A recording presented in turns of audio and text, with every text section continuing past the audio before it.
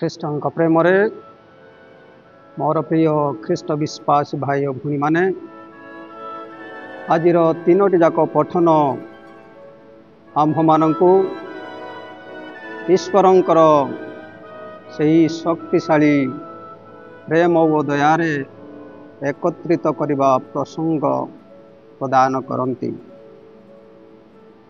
ସେ ଆମମାନଙ୍କୁ ଏକତ୍ର କରନ୍ତି କାରଣ ଆମ୍ଭେମାନେ ସମସ୍ତେ ଈଶ୍ୱରଙ୍କର ସନ୍ତାନ ସନ୍ତତି ଅଟୁ।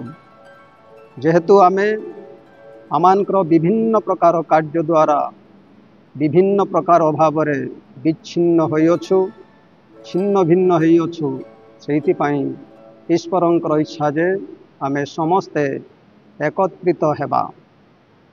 ଆଜିର ପ୍ରଥମ ପଠନରେ ଆମେ ଶୁଣିବାକୁ ପାଇବା ଯେ ପ୍ରଭୁ ପରମେଶ୍ୱର ସେହି ବ୍ୟକ୍ତିମାନଙ୍କୁ ଧିକ୍କାରର ଶବ୍ଦ ଉଚ୍ଚାରଣ କରନ୍ତି, ଯେଉଁ ବ୍ୟକ୍ତିମାନେ ମେଷମାନଙ୍କୁ ଛିନ୍ନ ଭିନ୍ନ କରନ୍ତି। ମୋର ପ୍ରିୟ ଖ୍ରୀଷ୍ଟ ବିଶ୍ୱାସୀ ଭାଇ ଓ ଭଉଣୀମାନେ, ଈଶ୍ୱର ସେହି ବ୍ୟକ୍ତିମାନଙ୍କୁ ଗାଦିରୁ ଚ୍ୟୁତ କରନ୍ତି, ଯେଉଁ ବ୍ୟକ୍ତିମାନେ ଈଶ୍ୱରଙ୍କର ସନ୍ତାନ ସନ୍ତତିମାନଙ୍କୁ ଛିନ୍ନ ଭିନ୍ନ କରନ୍ତି ଆଉ ସେଇମାନଙ୍କ ଠାରୁ ସେହି ରାଜକୀୟ ପରାକ୍ରମକୁ ଛଡ଼େଇ ନିଅନ୍ତି। କାରଣ ଯେଉଁ ବ୍ୟକ୍ତିମାନେ ମେଷମାନଙ୍କୁ ଛିନ୍ନ ଭିନ୍ନ କରନ୍ତି, ସେହି ବ୍ୟକ୍ତିମାନେ ନିଜର ଜନତାଙ୍କୁ ଉତ୍ତମ ରୂପେ ଶାସନ କରିପାରନ୍ତି ନାହିଁ। ସେଥିପାଇଁ ସେମାନଙ୍କ ଠାରୁ ସେମାନଙ୍କର ଶାସନ ଦାୟିତ୍ୱକୁ କାଢ଼ି ନିଆଯାଏ ଏବଂ ରାଜା ଦାଉଦଙ୍କୁ ପ୍ରଦାନ କରିବା ବିଷୟ ଆଜିର ପ୍ରଥମ ପଠନରେ ଆମେ ଶୁଣିବାକୁ ପାଇବା। ପୁଣି ଆଜି ଆମେ ଶୁଣିବା ଦ୍ୱିତୀୟ ପଠନରେ ସାଧୁ ପାଉଲ କହନ୍ତି, ଯୀଶୁଙ୍କର ରକ୍ତରେ ସେ ସମସ୍ତଙ୍କୁ ଏକତ୍ରିତ କରିବେ।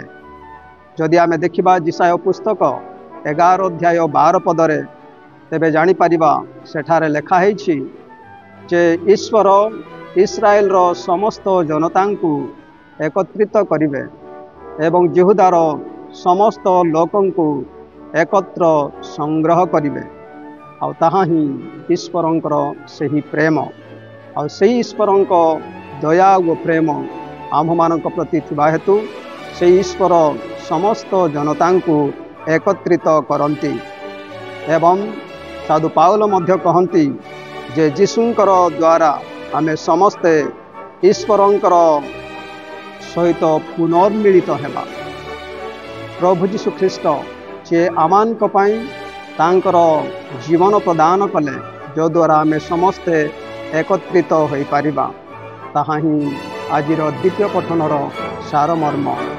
ପୁଣି ଆଜି ଆମେ ଦେଖିବାକୁ ପାଇବା ଯେ ସୁସମାଚାରରେ ଯୀଶୁଙ୍କର ଶିଷ୍ୟମାନେ ଏକତ୍ର ଯାଆନ୍ତି ଏବଂ ବିଭିନ୍ନ ପ୍ରକାର ରୋଗରେ ପୀଡ଼ିତ ଲୋକଙ୍କୁ ଆରୋଗ୍ୟ କରନ୍ତି ଏବଂ ସେମାନଙ୍କର ସମସ୍ତ ଅଲୌକିକ କର୍ମ ସାଧନ କଲା ପରେ ଯୀଶୁଙ୍କ ନିକଟକୁ ଫେରି ଆସନ୍ତି ଏବଂ ସେମାନଙ୍କ ଆନନ୍ଦ ଯୀଶୁଙ୍କଠାରେ ଉପସ୍ଥାପନ କରନ୍ତି।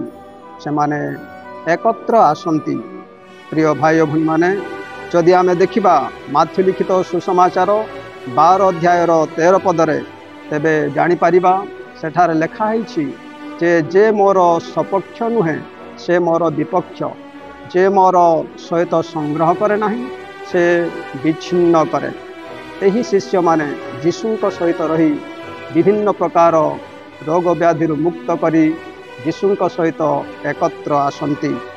ମୋର ପ୍ରିୟ ଖ୍ରୀଷ୍ଟ ବିଶ୍ୱାସୀ ଭାଇ ଭଉଣୀମାନେ, ସମସ୍ତଙ୍କୁ ଏକତ୍ର ବିଶ୍ରାମ ପାଇଁ ଯୀଶୁ ଗୋଟିଏ ସ୍ଥାନକୁ ନେଇଯାଆନ୍ତି। ଯଦି ଆମେ ଦେଖିବା ମାଥ୍ୟୁ ଲିଖିତ ସୁସମାଚାର 23 ଅଧ୍ୟାୟ 27 ପଦରେ, ତେବେ ଜାଣିପାରିବା ଯେ କୁକୁଡ଼ା ଯେପରି ନିଜର ଶାବକମାନଙ୍କୁ ତାର ବାହୁରେ ଏକତ୍ରିତ କରନ୍ତି, ସେହିପରି ପ୍ରଭୁ ଯୀଶୁ ଖ୍ରୀଷ୍ଟ ନିଜର ବାହୁରେ ଶିଷ୍ୟମାନଙ୍କୁ ଏକତ୍ର କରନ୍ତି। କେବଳ ଯେ ଶିଷ୍ୟମାନଙ୍କୁ ସେ ଏକତ୍ର କରନ୍ତି ତାହା ନୁହଁ, ସମସ୍ତ ଜନତା ସମସ୍ତ ଜାତିକୁ ସେ ଏକତ୍ର କରନ୍ତି।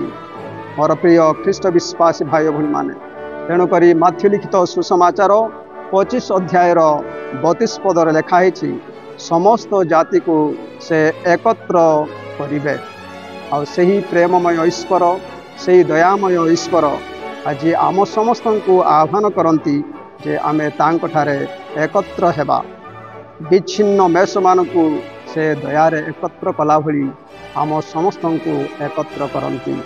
जदि आमे आम जीवन को समीक्षा कर देखिबा तेबे जानिबा जे आमे सही दयामय ईश्वरंक ठारू सही प्रेममय ईश्वरंक ठारू आमानकर विभिन्न पाप दोष कार्य करी छिन्न भिन्न होई अछु। तेबे आसंतु सही प्रभुंक ठारे अनुतप्त हृदय रे एकत्र जीवन यापन करिबा जो द्वारा आमे सही कृष्णंकर संतान व संतति रूपे परिगणित होई परिबा।